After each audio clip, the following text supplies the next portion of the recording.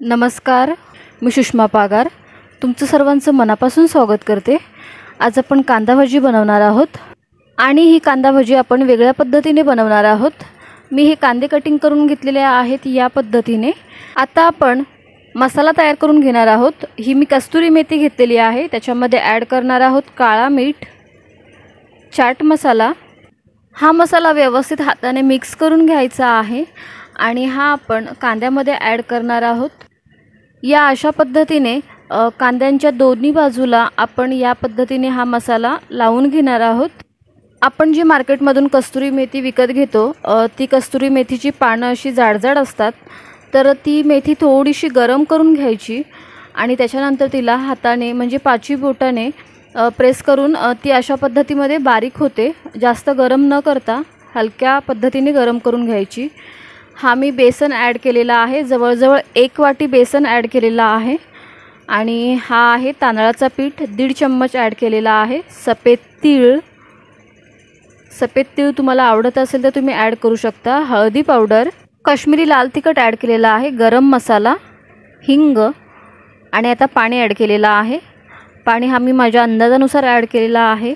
पीठ छान मिक्स करून घ्यायचं आहे, त्याच्यामध्ये एकही गुळी नाही राहिली पाहिजे पिठाची।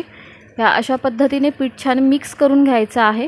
आता आपण ह्याच्यामध्ये ॲड करणार आहोत मीठ हा चवीनुसार ॲड करायचा आहे, कारण आपण कांद्यामध्ये सुद्धा मीठ यूज केलेला आहे, त्याच्यामुळे ह्याच्यामध्ये चवीनुसार मीठ ॲड करायचं आहे।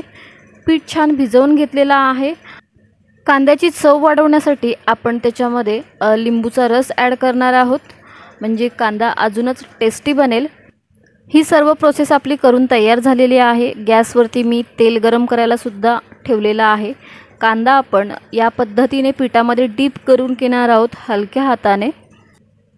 तेल छान गरम झालेला आहे, आपण आता तळून घेणार आहोत।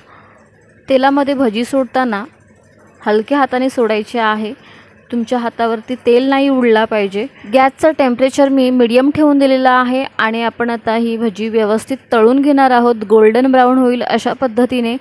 आणि ही भजीसुद्धा छान क्रिस्पी बनते। आणि मी असं म्हणते की कोणताही पदार्थ हा एकाच पद्धतीने बनवून न खाता तो वेगवेगळ्या पद्धतीने बनवून खाल्ला तर त्या पदार्थाची चव अजून आणखीन वाढते आणि ते पदार्थ खायला आपल्यालासुद्धा फार आवडतात। तर हा सुद्धा आपण एक वेगळा पदार्थ बनवण्याचा प्रयत्न केलेला आहे वेगळ्या पद्धतीने। अशाच पद्धतीने आपण ही सर्व भजी तळून घेणार आहोत। ही भजी खाण्यासाठी तुम्ही त्या भजीबरोबर टोमॅटो सॉस किंवा शेजवान चटणी, पुदिन्याची चटणी किंवा सुकी चटणी कोणतीही, या सर्व चटण्यांसोबत तुम्ही ही भजी खाऊ शकता। आणि अशाच पद्धतीने मी सर्व भजी तळून घेतलेली आहे। तर आजचा हा व्हिडिओ तुम्हाला कसा वाटला व्हिडिओमध्ये कमेंट करून नक्की सांगा। व्हिडिओला लाईक करा, जास्तीत जास्त शेअर करा। तुम्ही जर यूट्यूब चॅनल पेजवरती नवीन असाल आणि चॅनलला सबस्क्राईब केलं नसेल तर चॅनलला नक्की सबस्क्राईब करा। चॅनलला जेव्हा सबस्क्राईब करता तेव्हा बाजूचा बेल आयकॉन प्रेस करा, म्हणजे माझ्या नवीन व्हिडिओच्या नोटिफिकेशन तुमच्यापर्यंत लवकर पोहोचतील। पुन्हा आपण भेटणार आहोत एक नवीन रेसिपी घेऊन। धन्यवाद।